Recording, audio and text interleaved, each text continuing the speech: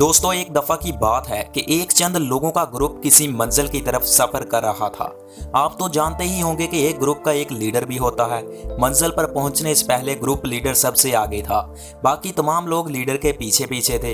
इनके रास्ते में कुछ खोदे गए खड्डे नजर आए, जो एक ही रास्ते में एक ही लाइन में बहुत दूर तक खोदे हुए थे।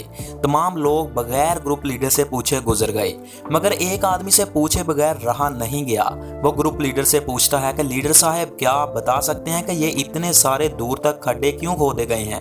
लीडर साहब थोड़ा मुस्कुराते हैं और फिर जवाब देते हैं कि दोस्त, कोई अजनबी इंसान प्यासा था और प्यास का मारा इधर जंगल की तरफ आया कि पानी मिल जाएगा, मगर पानी ना मिलने की सूरत में इसने जमीन में सुराख करने की कोशिश की कि शायद इधर से कोई वसीला बन जाए।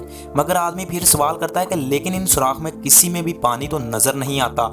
लीडर दोबारा बोलता है, कहता है कि उसने एक सुराख किया मगर हिम्मत हार गया, फिर दूसरा किया, फिर तीसरा किया, लेकिन वो अपनी एनर्जी छोटे छोटे सुराखों पर लगाता बहुत से खड्डे खोदता दूर तक चला गया, मगर उसको पानी तो फिर नहीं मिला। फिर ग्रुप लीडर एक सांस लेता और बताता है कि अगर वो अजनबी अपनी सारी एनर्जी एक सुराख तक लगा देता तो अपने मकसद तक पहुंच जाता। वो मकसद इसलिए हासिल नहीं कर पाया, उसका फोकस एक की बजाय ज्यादा चीजों पर था। याद रखना दोस्तों, कभी भी जिंदगी में अगर कोई काम करना है तो एक चीज पर, एक जगह पर, एक मकसद का काम करना होगा। अगर एक जिंदगी में ज्यादा मकसद होंगे तो तुम्हारी जिंदगी धोबी के कुत्ते जैसी हो जाएगी, ना घर का ना गाठ का। ये तो थी एक स्टोरी। अब आप गौर से स्क्रीन की तरफ देखिए। ये एक प्रोजेक्ट है, इसमें दो तरह के लोग काम करते हैं। एक आदमी अपनी कुछ एनर्जी यूज करके सक्सेस हासिल करने की कोशिश करता है, मगर जब वो सक्सेस हासिल नहीं कर पाता तो दूसरी जगह एनर्जी लगाता है, फिर तीसरी जगह एनर्जी लगाता है, फिर अपनी सक्सेस से हाथ धो बैठता है। अब आते हैं दूसरे टाइप्स के लोगों की तरफ।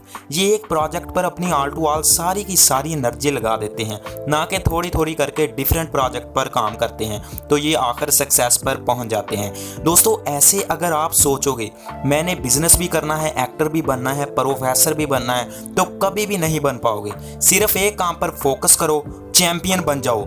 इमरान खान ने वजीर आजम बनने के लिए 22 साल मेहनत की और 22 साल के बाद आखिरकार वो वजीर आजम बन गया। याद रखिए, अगर आपने कुछ करना है आज से एक मकसद बनाइए, बाकी माइंड से डिलीट कर दें और उस पर मेहनत करें, आप कामयाबी पर पहुंच जाएंगे। वीडियो से तो सिर्फ मोटिवेशन मिलेगी और तो कुछ नहीं। इसको अपने आप पर रियली प्रैक्टिकली यूज करो। उम्मीद है प्यारे दोस्तों आज की वीडियो आपको पसंद आई होगी। मिलेंगे नेक्स्ट वीडियो में। मुझे दीजिए इजाजत। अल्लाह हाफिज।